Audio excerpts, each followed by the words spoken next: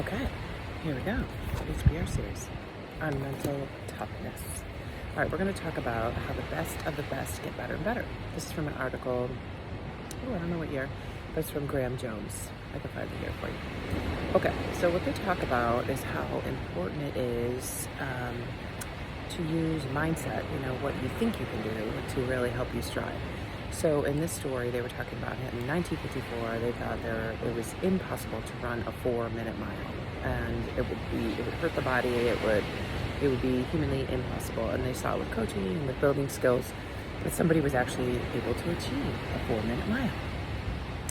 So the facts sometimes are what we believe, right? So we say, well, the fact is that no one has run the 4-minute mile yet. But the truth is that they just weren't trained to that level to get the best of the best, to get better and better. So the really amazing runners, if they changed their habits or rituals just a touch, they were able to do it. So that was in 1954. So they're saying, the main obstacle to achieving the impossible, as they say, is self-limiting mindset. So this article is written by a sports psychologist who then started helping folks in corporate leaders, so by the name of Graham Jones. And he decided to bring lessons from athletes over to Fortune 500, Fortune 100 companies because the parallels were so similar, right? That, leaders were striving, athletes were striving, and the tools or the rituals that got them there were really similar.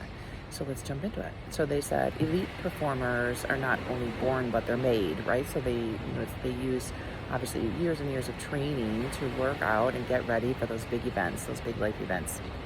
So how do they do it? Well, number one, they learn to excel in pressure. And of course, leaders need to do this all the time. But how do you learn how to excel in pressure? So for new team leads, if you're wondering, how do I get good at being under pressure? Actual careful planning. So you get, just like an athlete, if you're trying to learn how to, let's say, skateboard, or you're trying to learn how to snowboard or something, you would have to carefully plan it. You have to get the board, get the equipment first, learn a little bit about watch some YouTube videos, figure out how to do it, maybe get a coach, so that if you're learning, you have careful planning how to learn a skill, right? Well, same thing with learning how to excel under pressure. You can do it. We all have to learn how to do it. Number two is learn to love pressure. Now that seems a little hard. So number one is excel in pressure. Number two is learn to love it. So top athletes had to learn how to love pressure. That seems like a hard one for me. Do I love pressure? No, but I guess I love, when it really comes down to science and training, and, I see that in medicine, the more I train and learn and build new skills and hopefully, share new skills with you guys, at least share the framework for you to learn the new skills and go out and try them. I love that. So maybe I do love some pressure. I don't love to live under constant pressure. That's not something I'm after. So this is interesting. So they say excel in pressure. Then number two, learn to love pressure. Number three, set and hit small goals. So get really used to hitting small goals, because you're planning short term so that you can peak at the big moments, they said. And that is what the athletes do, is like they hit very, very small goals each day, each hour in training.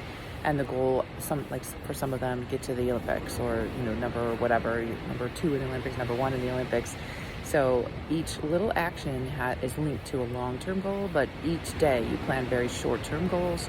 Number one, brains love to hit goals. So the more little goals you hit, we all love to check the boxes. If you're a list person, you love yes, I got that off the list. So number three was set and hit small goals. So here we have excel in pressure, learn to love pressure, and set and hit small goals. Number four, celebrate victories. And here's how they suggested you celebrate them. You analyze it and you're aware of what worked. So why did it work? So don't just say that was great, I have no idea why that worked.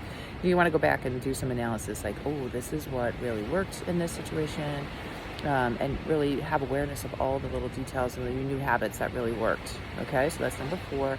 Number five, remain cool. It's not hard for me today. I'm in Jamaica. It's lovely here. Not staying forever, but soaking it in. So how do you remain cool? Well, they talked a lot about balance of working and relaxing. And we've heard this really consistently throughout the videos on mental toughness, through all these articles, that people were very intentional about, deep rest, or at least balancing. One of the articles recommended working 90 to 120 minutes and then taking a break.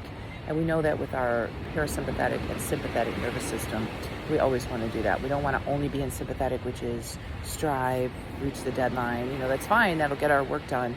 But we also want to balance it with parasympathetic time, which is our rest and relaxation time. So I've heard it recommended, 10 minutes 3 times a day. And what does that look like? So here they just say balance or relax. But the other articles have recommended, journaling, just taking a minute to thank somebody for something, the whole gratitude, 3 things you're grateful for, nature definitely works. So anything that kind of gets you off of your focus mode.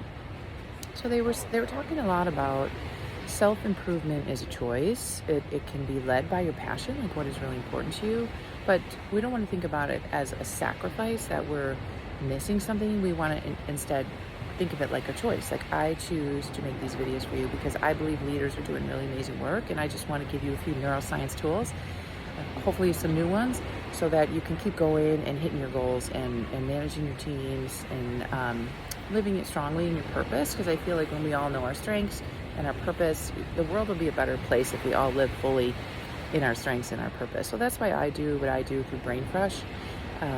But this article is recommending these 5 things. Excel in pressure, learn to love pressure. That's a hard one for me. 3 is set and hit small goals. 4 is celebrate victories with analysis and awareness. And 5 is remain cool.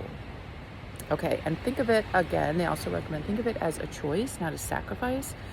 So we want to focus on your own excellence. So we don't always have to compare ourselves to other people. We can just focus on our own, again, hitting those small goals. So what's your goal today? Like, what, you listen to this video, to this level, to this end.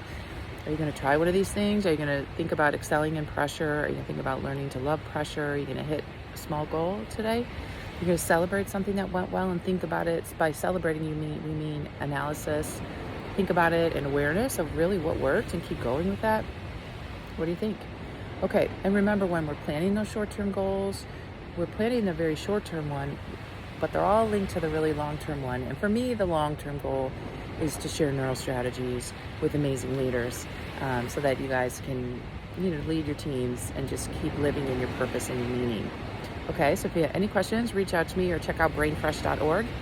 That's my company. I'm the creator, and I would love to share this information with you. This is all from HBR on mental toughness. These are the top 10 must-reads, and I'm just giving you the neuroscience angle because I love to bring resources to you. Okay, so tell me your favorite one. Just share it with me. I would love to hear it.